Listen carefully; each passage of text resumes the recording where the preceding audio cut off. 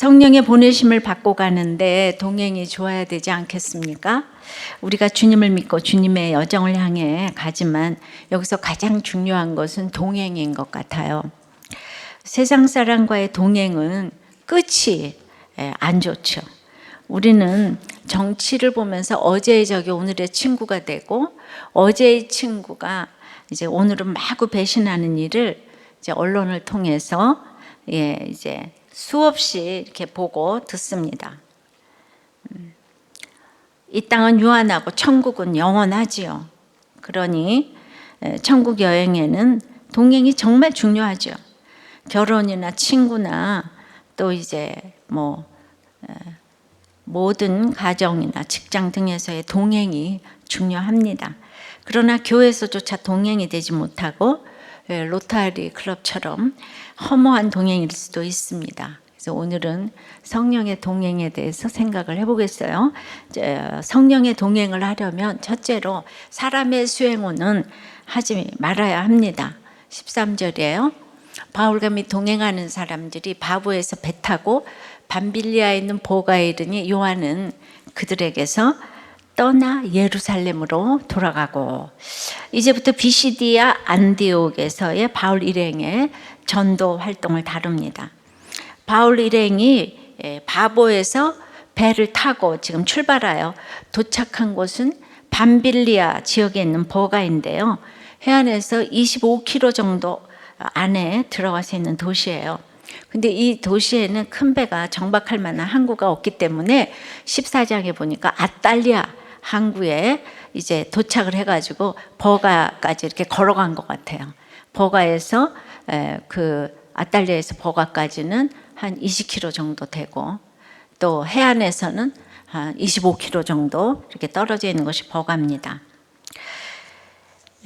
그래서 이제 도착한 그 아탈리아 항구는 지금 여기는 안 나왔지만은 그 안탈리아라고, 제가 이제 터키 선교사 수련회를 섬기기위해서 가봤는데 해변이 참 아름답더라고요. 그리고 지중해가 끝없이 보이니까 아름다웠겠죠. 그래서 바울이 반드시 이곳을 지나쳤으리라고 생각하니까 굉장히 그 감회가 새롭더라고요. 이제 아탈리아 얘기는 14장에도 나오지만은 이 아탈리아에서는 복음을 전했다는 얘기가 없어요. 너무 아름다워서 전할 엄두가 안 났나 봐요. 지금도 그곳은 골프장이 그렇게 아름답다네요. 우리도 이제 바울 같은 사도가 내 곁을 지나면서 말도 못 붙이게 하는 사람일 수가 있어요. 실루기아는 성공해서 지나쳤고 안탈리아는 아름다워서 지나쳤나 봐요. 어떤 목자님이 자기 그 조카가 S전자 다니고 S대학 나온 박사인데 그 연초에 예배드리고 그래서 복음을 좀 전하려고 하니까, 삼촌, 저는 성경이 유럽의 역사책이라고 생각합니다. 화가 났는데 옆에 있는 큰 놈도 그렇다고 생각해서 참 너무 힘들었다고. 믿음의 4대째인데 이 4대째 와서 믿음이 흐지부지 되니까 정말 이제 참 힘들다고. 그래서 성공했고 아름다운 사람이 믿기가 정말 어렵죠. 자, 이제 그들은 그곳에서부터, 그 아탈리아에서부터 버가로 걸어갔을 거예요. 이 밤빌리아주의 수도인 버가는 이제 아고라 광장이 있고 아르테미 여신을 숭배하는 신전이 있었는데요. 그 당시로 13,000명 정도의 대단한 규모의 도시였어요. 지금까지 이제 구브로 섬을 횡단했어도 이제 총독 서기오 바울 한 사람 건졌잖아요. 이제 백성들의 열매는 이제 없었어요. 이제 이곳 버가에서 처음으로 선교다운 선교를 하려고 도착한 첫 기지라고 할 수 있는 곳인데요. 잠깐 지도를 보겠습니다. 지난번에 이제 구브로에서 그 살라미에서 바보로 와가지고 지금 이제 이렇게 이제 올라가는 직선거리에 아탈리아가 있죠? 거기서 이제 버가까지 갔어요. 그리고 직선거리로 올라가면 비시디아 안디옥이 있습니다. 그래서 거기서 지금 1차 선교 여행지예요. 그래서 거기서 이고니온, 더베, 루스드라 이렇게 쭉 이제 전하는 거기 갈라디아 지방이죠. 그래서 오늘의 주제는 버가 지금 이제 비시디아 안디옥 그 직선거리에 있는. 자, 그랬는데 이 버가에 도착을 했어요. 예. 복음을 전해야 되는데 대형 사고가 터졌어요. 그러니까 마가를 하는 요한이 그들에게서 예루살렘으로 돌아갔다고 합니다. 엄청난 큰 스캔들인데, 예, 다락방 섬김으로 바울의 수행원이 된 요한은 어찌해서 돌아갔을까요? 참 많은 생각을 했는데요. 누가는 그런 자세한 얘기를 일절하고 있지 않아요. 왜냐하면 바울의 양육으로 해석이 되었고 요한은 그 뒤에 다시 합류했기 때문에 그 일은 덮기로 했나 봐요. 예. 근데 이 일은 간단한 일이 아니잖아요. 예. 그래서 이번에 묵상을 진짜 많이 해봤습니다. 골수다발이 흔들려가면서. 예. 그래서 왜 요한이 돌아갔을까요? 그래서 사람의 수행원 첫 번째 소대지는 바울의 리더십을 인정하지 못했어요. 그러니까 즉 윗질서를 인정하지 않았다는 거죠. 13절이에요. 바울과 및 동행하는 사람들이 그랬는데 그 바나바를요 동행하는 사람들이라고 표시를 했어요. 선교팀의 수장이 바울로 딱 바뀐 걸 나타냅니다. 예, 저는 이게 말씀에 근거 아닌 건 얘기를 안 해요. 왜 바뀌었죠? 예, 지난 12절까지 바보에서 마귀 바예수를 성령이 충만하여 주목한 사람은 바나바가 아니고 바울이었어요. 처음부터 끝까지 바예수를 분별하여 막았고 눈까지 잠시 멀게 해서 엄청난 능력을 보였으니 서교 바울 총독이 놀랍게 여긴 것은 복음 때문이기도 하지만 바울의 능력을 보고 놀랍게 여긴 것이죠. 드디어 바울의 진면목이 나타났지요. 거칠 것이 없이 바예수를 주목하고 할 말을 했습니다. 여기서 보니 바나바는 그동안 성경을 가르쳤어도 바예수를 분별하지도 야단치지도 못했어요. 그런데 바울은 10절처럼 거짓과 악행이 가득한 자요 마귀의 자식이여 주의 바른 길을 굽게 하기를 그치지 아니하겠느냐 했는데 정말 바예수의 짓은 마귀의 짓이기 때문에 그를 위해 야단을 칠 때는 이렇게 칠 수도 있어야 합니다. 복음에는 타협이 없어야 되는 거예요. 구원 때문에 내가 또 이렇게 무릎 꿇어야 될 때도 있지만은 전할 때는 타협이 없어야 돼요. 우리도 죽으리만큼 힘든 고난 가운데에서 주님 만나고 주님의 종과 수행원이 되지 않았다면 구원 때문에 이혼하지 마라, 감옥은 가라 이런 얘기 못합니다. 근데 마음씨 좋은 바나바는 우리가 아는 고난은 없잖아요. 그가 마음씨 좋은 부자라서 우리는 너무 좋아요. 1절에 5명의 리더십 그 목사들 중에서 이제 한 교회를 고르라고 하면 우리는 바나바 목사님이 담임하는 교회가 제일 좋아요. 왜냐하면 거기 가면 야단도 안 치고 또 그분이 부자니까 우리도 부자가 될 것 같잖아요. 그죠? 예. 근데 이제 그런 사람도 필요합니다. 그가 없었다 한들 바울을 누가 소개를 해주겠습니까? 그러나 이방 지역에 파송을 받고 보니까 막상 그는 바예수를 분별하지도 꾸짖지도 못하네요. 근데 여기서 이상한 일이 일어나네요. 서교 총독이 자기가 총애하던 거짓 선지자 바예수를 막 그 야단치는 바울이 신뢰가 된 거예요. 성령의 역사죠. 그래서 서교 바울이 주의 가르치심을 놀랍게 여겼다고 했습니다. 그러니까 이런 일이 일어나니까 이 영적인 카리스마로 바울이 금세 이 선교팀의 리더로 저절로 부상이 됐어요. 그것은 바나바가 인정하니까 되는 일이죠. 예. 그러니까 이제 갑자기 바울 주도로 모든 것이 돌아가니까 이것이 이제 이 요한이 인정이 안 되는 거예요. 그는 삼촌인 바나바의 헌신과 위상은 이 바울과는 비교가 안 되는데 바보에서 바울이 짜냈다고 한번 짜냈다고 어떻게 리더가 바뀔 수가 있는가 이렇게 생각을 한 것 같아요. 이게 성령의 보내심이고 항상 성령님이 같이 동행하시는 결정인데요.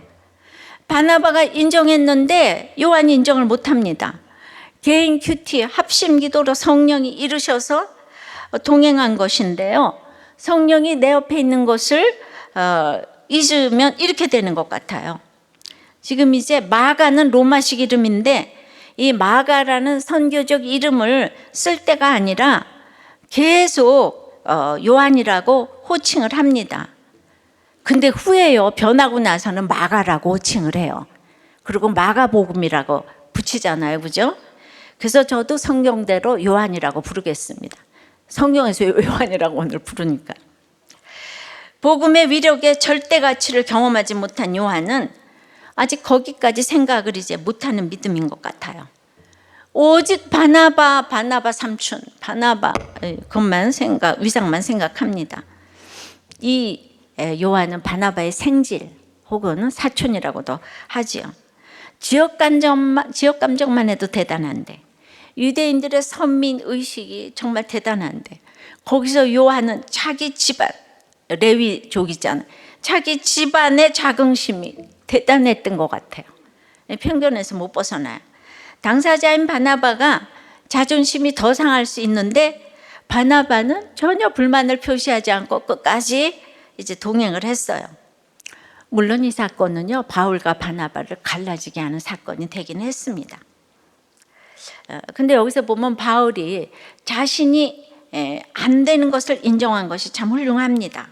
근데 요한은 바요스를 막 꾸짖고 서기오 총독이 예수를 믿었는데 그런 바울에게 하나도 은혜를 지금 못 받은 거죠.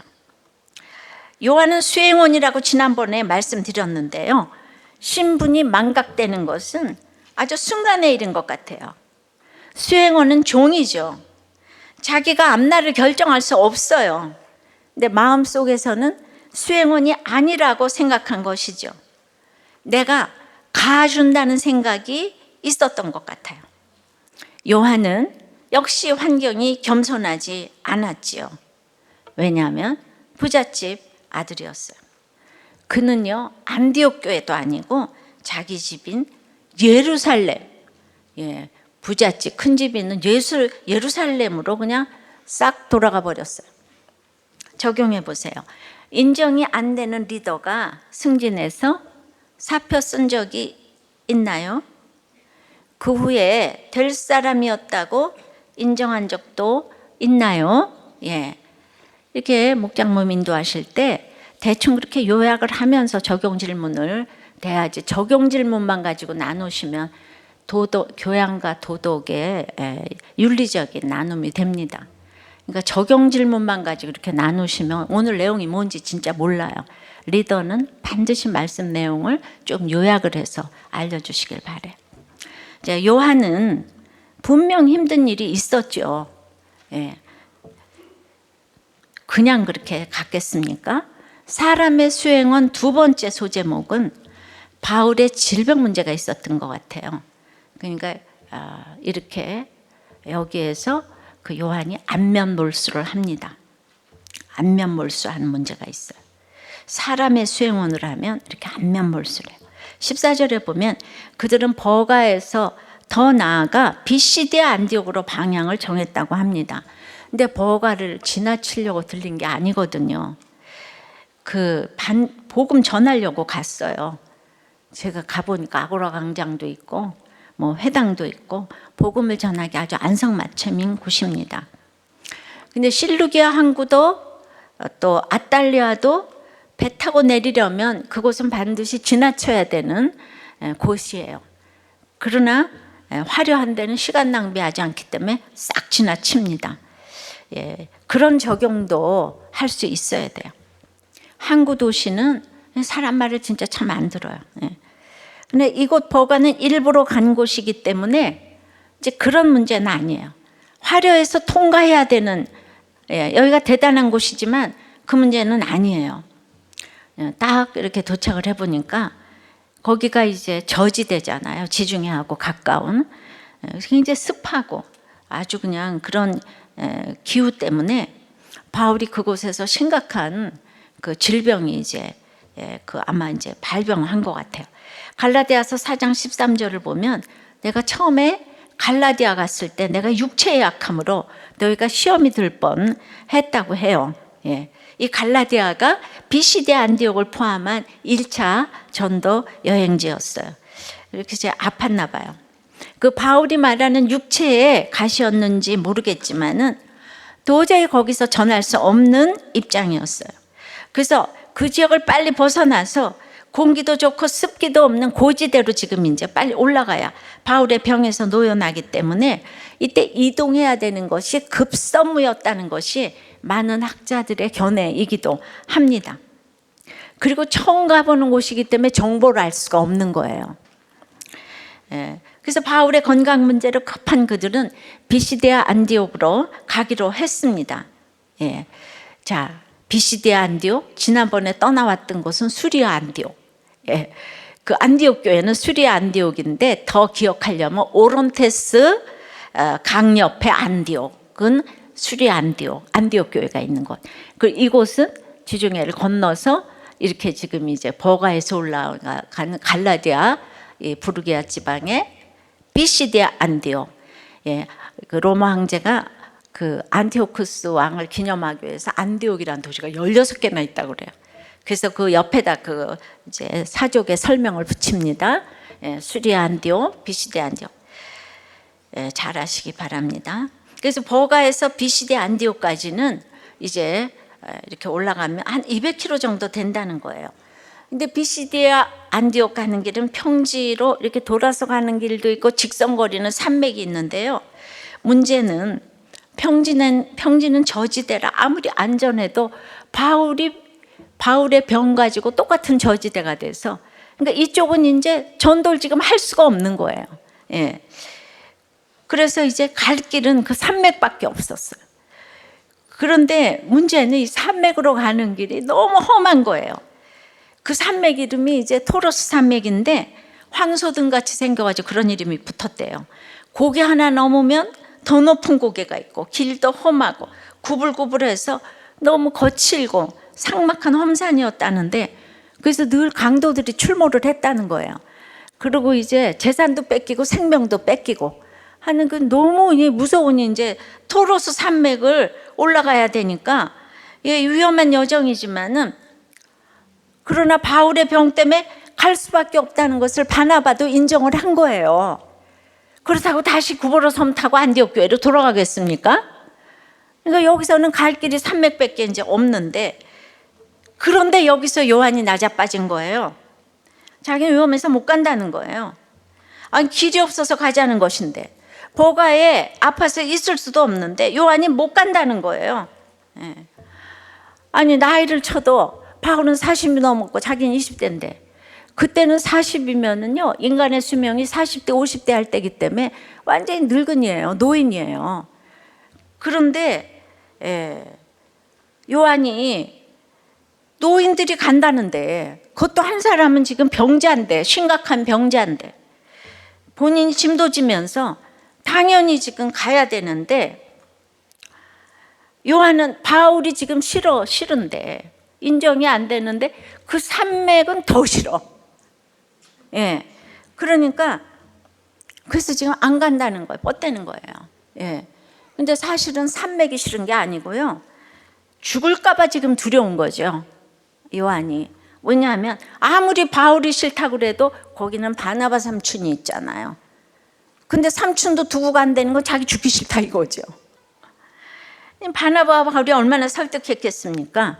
그런데도 결국은 항명을 하고 이들을 두고 떠났어요. 예. 그러면은 이 산이 얼마나 험산인지 잠깐 있는 뭐 다 그걸 보여줄 수는 없겠지만 있는 사진 가지고 보니까 토로스 산맥이 이렇게 생겼더라고요. 예. 갈 수가 없어 저길. 또 다른 사진 하나 주세요. 구불구불해. 너무 넓어. 그죠? 예. 가기 싫었겠죠? 자, 그러니까 굉장히 요한으로서는 가지 못할 이유가 너무 많아요. 말이 안 돼. 우리는 다시 고향으로 돌아가야 돼. 뭐 이따운 생각을 지금 하고 있는 거예요. 수행해야 될 참모가 가장 어려운 수행제에서 떠나버렸어요. 이 노인들을 어떡하냐고요. 사람의 수행원을 하니까 성령이 동행해 주신, 천지를 지으신 성령이 동행해 주시는 것이 안 보이니까 결정적일 때 이렇게 안면 몰수를 하고 떠나버리는 거예요. 네. 이렇게 생각을 해보니까 너무 못되지 않았어요? 못되지 않았어요? 분하죠? 나중에 바울이 요한을 오랫동안 용서하지 못한 것이 이해가 되시지요? 예. 됩니까? 뭘 그까짓 거 가지고 그래요. 바나바가 그래서 용서하잖아요. 자기 조카니까. 예, 적용해 보세요. 여러분은 가장 어려운 수행지에서 안면 몰수를 하고 어디에서 떠난 적이 있나요? 자, 배우자가 아픈데 버렸나요? 직장이 힘든데 나만 살겠다고 안면 몰수하고 또 한 짓은 무엇이 있나요? 어떤 목자님이 정말 돈이 하나도 없어서 그 8,400만 원짜리 경매가 나왔다 그래서 그걸 경매를 이제 넣었는데 됐어요.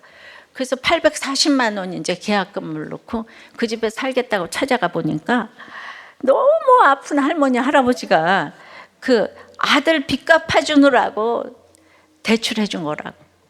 근데 아들 내미도 지금 어디 갔는지 없어지고 우리는 갈 데가 없다고 사정을 하는데 그 동네 사람들이 다 나와서 이 할머니 할아버지 갈 데 없다고 들어오지 말라고 막 이러니까 부모님 모셔본 적이 있어가지고 여기 목자님이 마을님께서 남의 일 같지가 않아서 글쎄 계약금 840만 원하고 중개료 600만 원을 포기하고 없던 일로 했대요. 이 대단하시죠? 아픈 그분들을 보니까 도저히 들어갈 수가 없었다고요.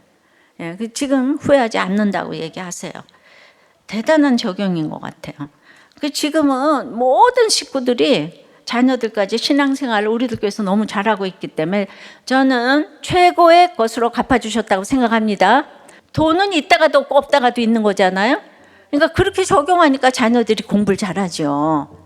안면 몰수할 수 있었잖아요, 그죠?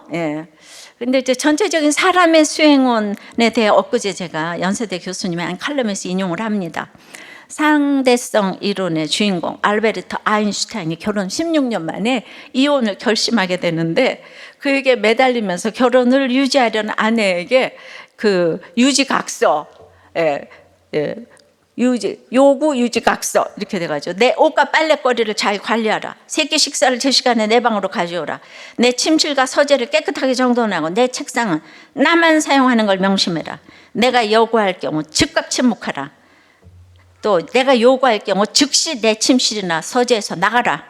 아이들 앞에서 나를 깎아내리는 일이나 행동을 하지 말라. 나와의 개인적 관계를 포기하라. 즉 집에서 함께 앉아 있거나 함께 외출하는 거, 여행 가는 거 다 포기해라. 나에게 어떠한 친밀감도 요구하지 않아야 된다. 허락 없이 먼저 말을 건다던가 이딴 일을 하면 안 된다. 이런 걸 요구각서로 내놨대. 이들의 동행은 대학교부터 만나긴 했지만은 임신을 해서 억지로 결혼을 했다는 거예요. 결국 이혼을 했답니다. 자, 이들 부부의 서로의 동행이 아무리 인류면 뭐합니까? 얼마나 비극이었겠어요? 그런데 정도의 차이는 있지만은 모든 남자들은 결혼 후에 호시탐탐 아내로부터의 독립과 자유를 탐한답니다. 그래서 아내가 아이들과 함께 친정 갔다 온다 그러면 그렇게 세상을 얻은 것처럼 기뻐한다는 거예요. 결혼을 명분으로 남편을 구속하려는 아내와 아내로부터 자유를 꿈꾸는 남편은 결혼이 사람의 수행을 하는 것이라고 생각하기 때문입니다. 그러니까 저는 성경을 보기 때문에 자유함이 있어요. 같이 있거나 안 있거나. 근데 우리 남편이 성경을 안 보니까 늘 이렇게 사람의 수행원을 하라 그러잖아요, 저한테. 그러니까 늘 불안한 거예요. 나가지도 말라고 그러고 저한테 요구하는 게 많아요. 그게 자유함이 없어 그래요. 그런데 아인슈타인의 상대성 이론은 우리의 이 스마트폰, 문명의 이 길을 가져다주는 어마어마한 기본적인 이론이었지만 그거 자기가 발명한 게 아니고 하나님이 지으신 것을 발견했을 뿐이잖아요. 그래서 이 땅에서 이 하나님 밑에 이 천재들은 바르게 살기가 힘든가 봐요. 그들은 결국 끝이 안 좋은 이 세상의 종과 수행원일 뿐이었다는 생각이에요. 그런데도 이 땅에서는 천재이기 때문에 모든 것이 용서가 되죠. 네. 그러니까 이 땅은 마음 둘 곳이 아니에요. 자, 성령의 동행은 두 번째는 하나님의 수행원이 되어야 합니다. 예, 그래서 더 나가야 합니다. 하나님의 수행원은 더 나가야 합니다. 14절, 그들은 버가에서 더 나아가 비시디아 안디옥에 이르러. 예, 이런 기가 막힌 상황에 바울과 바나바는 더 나갔대요.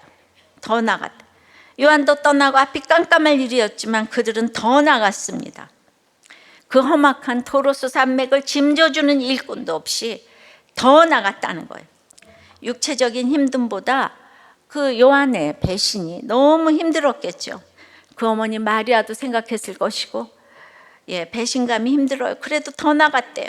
우리 힘든 상황에서 묵묵히 더 나가게 되면 그것이 영적인 지름길이 될 수 있어요. 이것이 중요합니다. 지금 가장 도움이 되는 사람이 없어지고 그 환경이 설득이 안 돼도 우리는 우리의 길을 더 나가야 합니다. 왜냐하면 그 길은 성령이 보내셨기 때문이에요. 근데 우리는 모두 성령의 자녀면 모든 앞일을 성령이 인도하시기 때문에 길이 없다면 성령님이 길입니다. 반드시 인도하실 줄 믿습니다. 우리도 자녀들이 부모 죽으라고 쳐다보지도 않고 원수처럼 미워하면서 지내는 집들이 있죠. 지금 기가 막히는 일이 있습니까? 바울이 그랬을 것 같아요. 도저히 그곳에서 더 나갈 수가 없었을 것 같아요. 그래도 사실 정말 아버지같이 생각하고 그랬는데, 영적인 아버지 아닙니까? 저기 바나바도 그랬는데 그 아픈 자기를 두고 떠났다는 것에 대해서 더 나갔다고 하는 것처럼 우리도 기가 막힌 상황에 더 나가야 합니다. 그냥 무조건 더 나가야 합니다. 그것은 큐티하고 목장 예배 가는 거예요. 그게 더 나가는 거예요. 여전한 방식. 엊그제도 기도 제목에 세상에 취해 있는 싸나운 아들을 구원해 주세요. 무덤 같은 자기 방에 누워 지내는 아들 주님 살려주세요. 초등학교 6학년 아이가 모든 것이 귀찮고 피곤하고 어차피 죽을 건데 열심히 살아서 뭐하냐고, 일찍 자도 늦게 자도 늘 피곤해서 아무것도 하기 싫다고 하는 이 아들의 구원을 위해 노젓는 수고를 기쁘게 감당할 수 있길 기도합니다. 이게 더 나가는 거예요. 그런데 보세요. 이 자식이 속을 안 새기는 사람은 남들이 기도 제목을 올려줘요. 도리어 배려심이 많은 아들 때문에 이혼으로 결정내고 남편에게 진정성 있는 사과가 안 된대요. 그러니까 이 엄마를 나가지 못하게 해요. 이 엄마가 진정성 있는 사과를 하기를 기도합니다. 아들이 배려를 해주니까 더 나가지를 못해요. 더 나가려면 그러니까 아들이 속을 새겨줘야 되는 거예요. 그래야지 기도 제목도 자기가 올려요. 우리가 길고 짧은 건 대봐야 돼요. 천국이 우리 코앞에 왔어요. 여러분, 잘난 척할 시간이 별로 없어요. 내가 기도하는 게 최고의 축복이에요. 어떤 분은 이 목자를 위해서 목원이 기도 제목을 올려주니까 이 목자님이 너무 감동받았다고 나눔을 읽었는데, 그래서 이 목자님이 눈으로만 읽다가 들어와서 리플을 딱 달았더니 그냥 그 집사님이 너무너무 고맙다고 연락이 왔다는 거예요. 그래서 정말 이 손가락 하나로 할 수 있는 작은 동참이 대단하구나. 우리의 교제가 큐티 기도회에서 더 나아가는 비결이라는 것입니다. 그러니까 어디서 이런 교제를 할 수가 있겠습니까? 제가 수요일에 금식의 최소한의 기간이 3일이라고 했지만 여러분들이 어떻게 못하는 거 알아요? 그래서 내가 꼭 먹어야 할 한 끼라도 금식해 보세요. 아침은 굶으면서 금식이라고 하지 말고 아침을 굶었으면 점심. 한 끼라도 금식하시고, 한 끼가 되는 사람은 일주일 동안 한 끼를 해보시고, 되는 사람은 하루 금식. 그리고 모두가 금식에 참여를 해보세요. 이런 것들이 다 더 나가게 하는 비결입니다. 이런 진정한 교제는 정말 저는 이 세상에 없다고 생각해요. 사도행전 하면서 여러분과 동행하시는 성령님을 만나지 못하시면 너무 아깝고 안타까운 일이라고 생각을 합니다. 영혼 구원을 위해서 11월 16일에서 18일에 큐페온 전도대회를 하는데, 이거 목회자 세미나를 겸하여 이제 해서 열리니까 기억하시고 다들 이제 참여를 해주시기를 바랍니다. 여러분, 바울이 부르도자가 돼서 더 나갔습니까? 바울이 리더가 된 것이 카리스마가 넘쳐서 되었나요? 아니죠. 지난 시간에도 말씀드렸지만 사울이 바울이 된 것은 고린도전서 15장 9절처럼 나는 사도 중에 가장 작은 자고 하나님의 교회를 박해했기 때문에 사도라 칭함 받기를 감당하지 못할 자라고, 그렇기 때문에 뼛속 깊이 본인이 죄인이고 작은 자라는 것을 알기 때문에 수행원을 자청하고 있어요. 그 17년간에 엎드려 있던 그 기간이 훈련이 있었잖아요. 우리 모두를 똑같이 하나님의 종으로 부르셨습니다. 단지 역할이 있을 뿐이에요. 제가 늘 결혼식 때 아내들아 남편에게 복종하라, 이건 휘포타소라는 군사용어라고 그랬어요.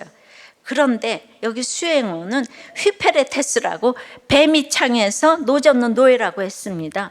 휘포는 아래를 뜻해요. 다 똑같이 종처럼 아래에서 복종해야 된다는 거예요.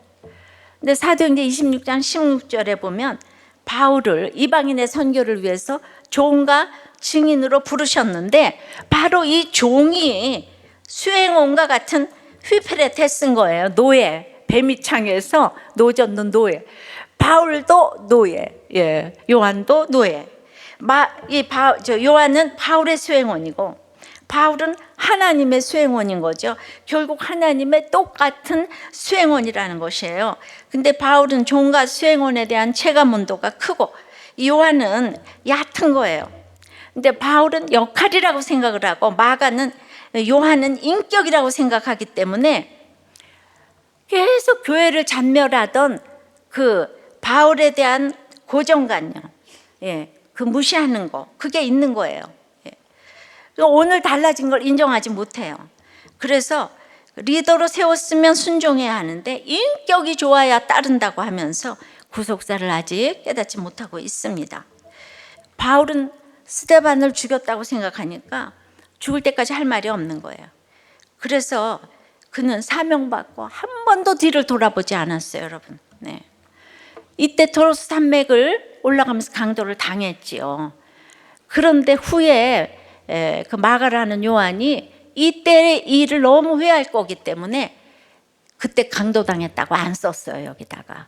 그런데 고린도후서 11장 26절 보면 여러 번 여행하면서 강의 위험과 강도의 위험이 있었다고 했어요. 토로스 산맥을 몇 번이나 왔다 갔다 했거든요. 그 1차 전도 여행이고 이제 시작도 못했는데 벌써 지금 몇백 킬로, 지금 얼마나 많은 여행을 했습니까? 원래는 버가에서 전도하려고 했기 때문에 버가는 돌아올 때 전도를 했습니다. 그래서 이제 산맥을 넘어서 이 고지대인 그 안디옥으로 이제 넘어갔습니다. 비시대 안디옥으로.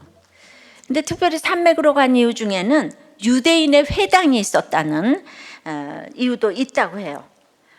그러니까 성령이 보내셔서 간 길에는 지나고 보면 완전히 성령님의 작품이었다고 찬양을 하게 되는 일을 보게 됩니다.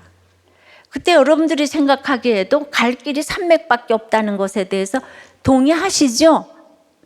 근데 이 기가 막힌 일을 그 요한 때문에 이거를 적어 놓질 않았어요. 바울의 배려인 거죠. 저 또한 증인으로 살려면 종으로 살아야 되는 거예요. 뱀이창노예. 하나님의 수행원으로 이제 살아야죠. 그러니까 요한처럼 이렇게 윗사람인 줄 자기가 착각하고 떠나버리고 싶은 때가 있어요. 제가 직장 생활을 안 해가지고 이제 남자들은 자꾸 직장 생활 안 해서 목사님 뭘 알겠냐 그러는 게 있지만은 제가 이 성령의 인도를 받아서 하나 더 알아가지고 가는 게 있어요. 이제 하나님의 수행원으로 살고자 하니까 좋은 동행들을 이제 붙여주세요. 수행원도 뱀이창에서 노예 노릇을 하면서 새 한 마리 값도 안 되는데, 그러니까 역할 중에서 저는 이제 이런 역할을 주셨잖아요. 그러니까 저는 그냥 가장 제가 끝까지 하고 싶은 역할은 설교하다가 이제 강단에서 갔으면 좋겠다. 이런 그 소원이 있어요. 예수 믿고 너무 감사하지만 정말 제가 사명이 막중해서 늘 불안해요. 생각해 보세요. 평신도로 제가 말씀을 맡은 자가 되어서 그 당시 아주 이 복음적인 남서울교회에서 큐티 강의를 하게 되었으니, 제가 신학도 안 했는데 얼마나 매번 두렵고 떨리겠어요. 근데 상상이 되십니까? 걸레질만 하다가 나왔는데 갑자기 이렇게 저렇게 하게 돼가지고, 그래서 막상 단위에 서면 주님이 힘 주시는 것을 매번 경험하지만은 이 직전까지는 제정신이 아닌 거예요, 제가. 그러니 앉으나서나 성경만 들여다보고 큐티를 해야 되니까, 이거는 그것도 13개 모임을 하려니까 얼마나 제가 이렇게 다른 거를 할 수가 없었죠. 근데 누구는 아니 목사님 일주일 동안 시간이 있는데 왜 그렇게 맨날, 그러니까 저는 그게 미리미리 준비가 되면 얼마나 좋겠어요. 누구는 그 전날 원고를 다 넘긴다고 그러는데 저는 오늘 아침까지 나오기 직전까지 원고를 붙들고 앉아서, 그래가지고 그러고 나서 출력을 하려니까 오늘 인쇄가 또 안 돼가지고, 정말 지나온 일을 이렇게 생각을 하니까 내가 얼마나, 여러분 생각해 보세요. 그 본당에서 제가 큐티 강의를 하는데 제가 성경을 안 볼 수가 있어요? 하루 종일 보는 거예요, 그냥. 그런데 이번에 금식을 하면서 나의 기뻐하는 금식은 이제 고륙을 피하여 숨지 아니하는 것이라고 했는데, 그러니까 제가 아이들의 경조사를 챙길 수가 있겠습니까? 근데 저는 또 우리 엄마가 내 경조사를 하나도 안 챙겼기 때문에 당연하다고 생각하고 아이들하고는 아침에 이제 큐티 해놓고 다 할 일 다 한 것처럼, 그리고는 성경 보는 그 일을 신들리는 듯이 제가 했는데, 그러니까 이제 아이들한테는 이게 완전히 사실 폭력이 되는 거죠. 바울이 토로스 산맥을 이렇게 넘어갈 생각을 이제 한 것이 요한이 보기에는 너무나도 무모하고 힘들어 보이는 그런 그 결정이 아니었겠어요? 그렇게 힘들어 보이는 그 나날들을 저는 하나님의 수행원이 됐다고, 그냥 하루도 아침부터 저녁까지 성경 보고 상담하고, 그 다음에 또 내일 또 해야 되니까 또 보고, 이러니까 그냥 제 일순간이 그냥 너무 이제, 그러니까 우리 아이들에게 너무 이제 미안하던 생각이 이번에 이렇게 들더라고요. 근데 아이들은 저만큼 그런 사명이 없잖아요, 어려서부터. 그러니까 제가 얼마나 저의 만족을 위해서 저러고 한다라고 생각이 들었겠어요. 근데 저는 막 착각을 하면서, 그래서 너무 이제 미안하다는 생각이 이번에 이렇게 들었어요. 그리고 또 요한에 대해서 굉장히 많이 생각을 해보게 됐어요. 근데 요한도 얼마나 지금 헌신해서 따라온 길이에요. 근데 이제 한계가 있는 거잖아요. 이제 바울은 이제 그렇게 교회를 잔멸하고 스데반을 죽였기 때문에 가능한 것이고, 그러니까 그렇게 내가 원해도 안 되는 일이 있는 거예요. 적용을 좀 해보세요. 삶의 그 역할에서나 기가 막힌 고난에서 하나님의 수행원으로 더 나아간 경우는 무엇인가요? 결혼이나 직장이나 자녀 교육 등에서. 세 번째, 성령의 동행은 결국 최고의 열매를 맺습니다. 14절, 그들은 버가에서 더 나아가 비시디아 안디옥에 이르러 안식일에 회당에 들어가 앉으니라. 이르러는 이제 안디옥 도시 안으로 이제 들어온 걸 의미합니다. 갈라디아 지방의 남부에 있는 비시디아 지방과 그 인접한 부르기아 지방의 한 도시인데요. 이 비시디아 안디옥이, 바울 일행은 안디옥에 도착한 안식일에 유대인들이 모이는 회당에 들어가서 지금 이제 앉았어요.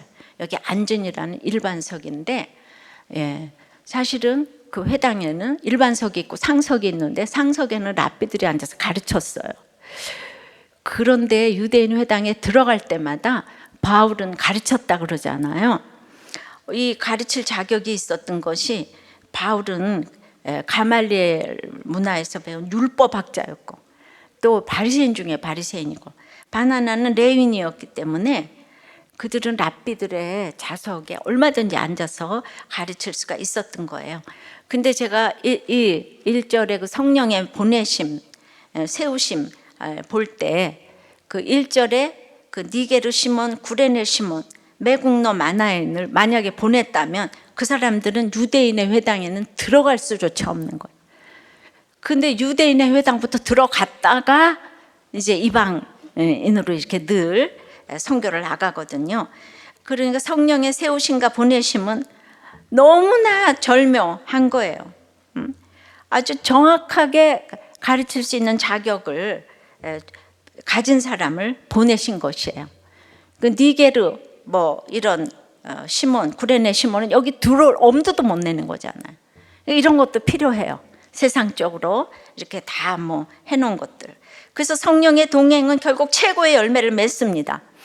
버가를 지나쳐서 거기를 전도하지 그때는 못했지만 비시디아 안디옥을 갔기 때문에 갈라디아에 그 이고니온 등에 전도를 하게 하시고 갈라디아 전도로 인해서 바울 최고의 복음서인 갈라디아서가 써졌기 때문에 이야말로 최고의 열매가 아니겠습니까? 할렐루야.